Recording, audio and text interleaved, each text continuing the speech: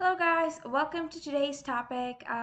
From today's reading, you've already been learning about air pressure and how that affects, especially given that our Earth rotates constantly.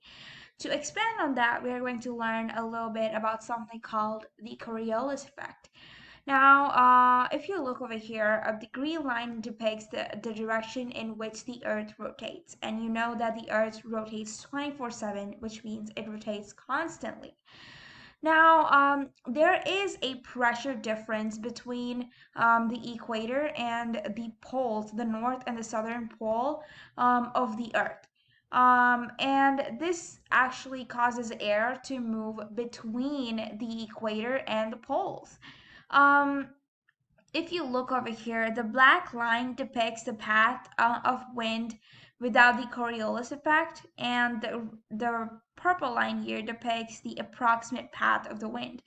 Now, because our Earth is rotating, air does not always move in a straight line. Because the Earth is rotating, the air actually moves, or the wind actually curves up very much so. Now, if you had a globe and you would spin it and if you were trying to draw a line from the equator to the North Pole, you would find that while it is spinning, you would not be able to create a straight line. In fact, that line that you drew with the chalk would be very much curved. Now, this is happening because our Earth is spinning constantly, right?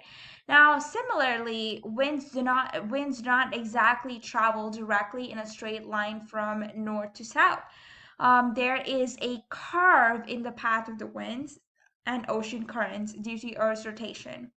And this curving effect is actually known as the Coriolis effect.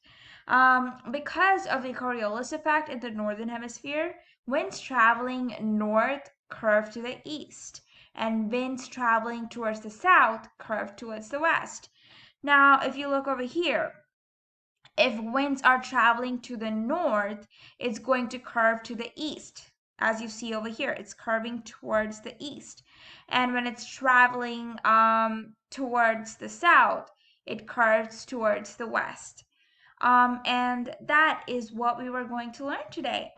Please complete your guided practice and independent practice, and I will see you later. Bye.